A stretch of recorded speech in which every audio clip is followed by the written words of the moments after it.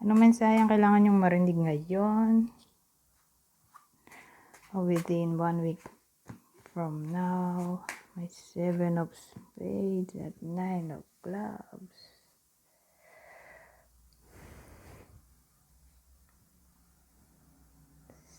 Seven of spades. 9 of clubs.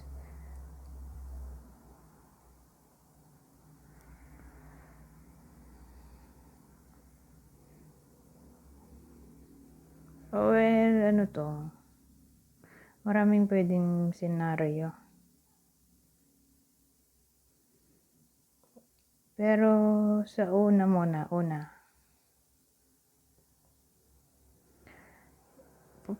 negative muna bago positive. Yung una na sinasabi ko na negative,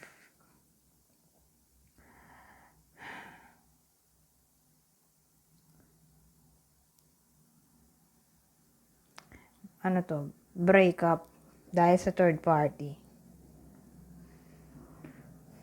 Pasimula pa lang sila.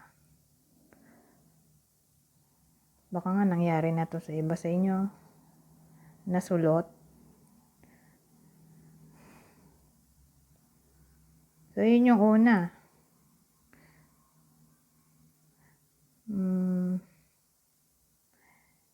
Yung positive, yung pangalawa, positive.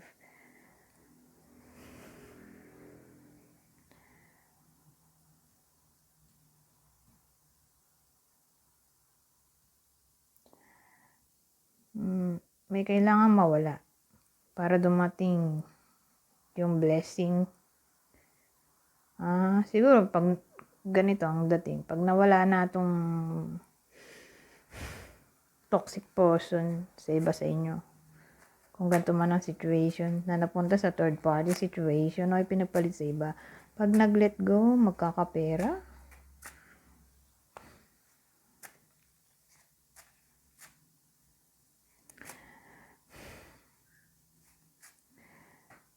Ganun, parang ano siya, blessing in disguise.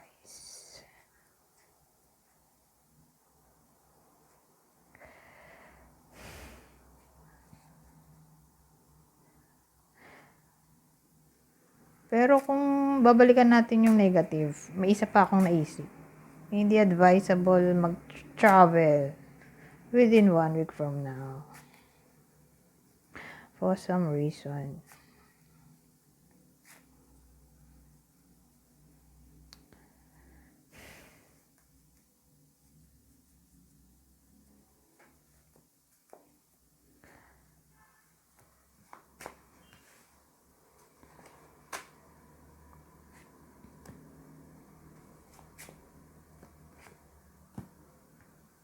Ito, Joker. Joker tayo.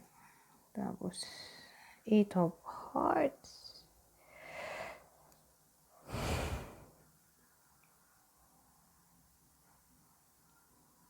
Unexpected visita or visitor. Posible.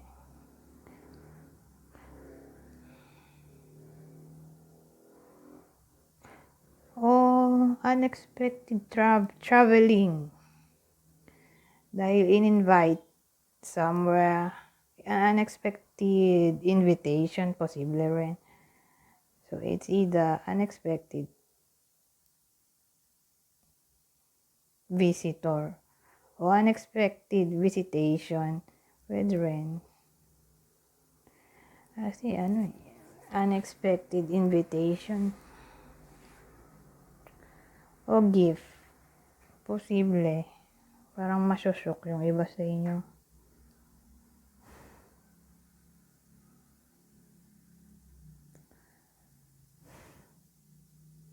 O pwede rin naman yung visitor dito ay air sign. Ay, Aquarius pala. Aquarius.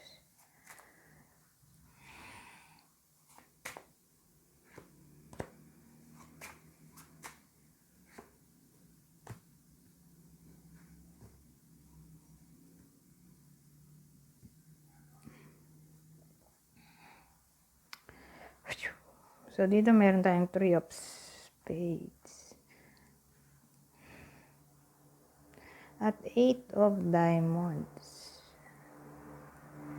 3 of spades. Nako.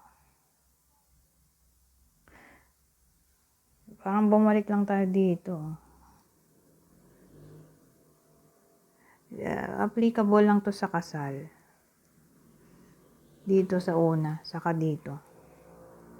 May third party nga, oh.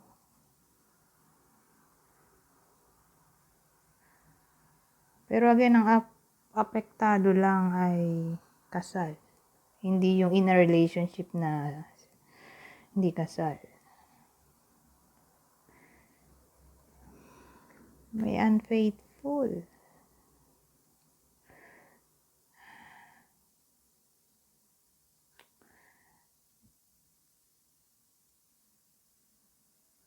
Baka nga mag-break na to.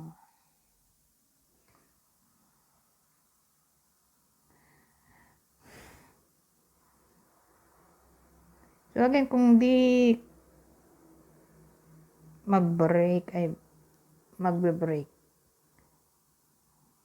Pero again, third party, posible, oh. So, depende sa reaction, syempre. Kung mag-hold on pa ba, o i-break na to. Pero, malaki chance ng third party. Yung third party, pasimula pa lang sila, crush yun. Crush. Tapos naging sila nung crush. Ano ba yan? In a relationship na nga. Pumatol pa sa crush. Ano ba yan?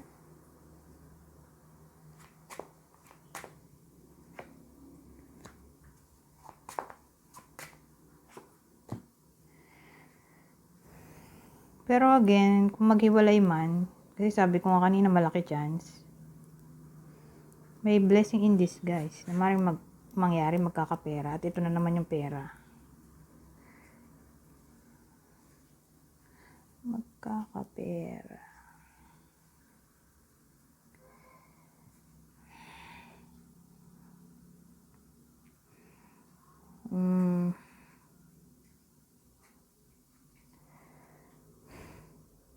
Pero ganito, ibang senaryo din. Kaya lang naman pinatulan yung third party ay dahil sa pera. Mukhang pera. Piniperahan lang yung third party.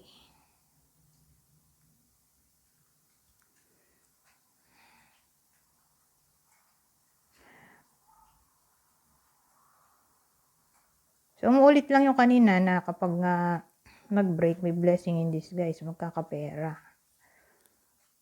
O pwedeng yung third party ay mapera. O piniperahan lang yung third party.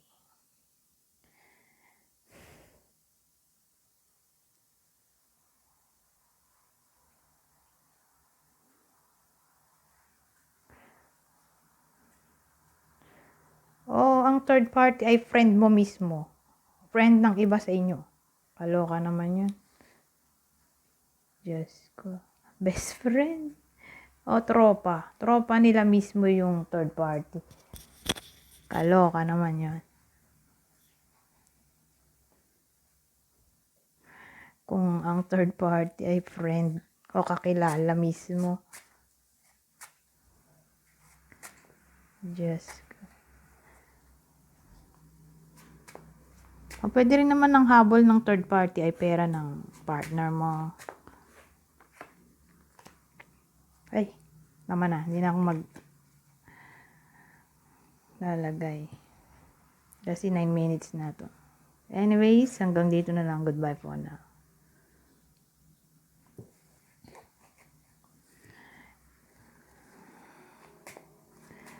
Hindi kasi ako umaabot ng 10 minutes, bihira. Bye-bye.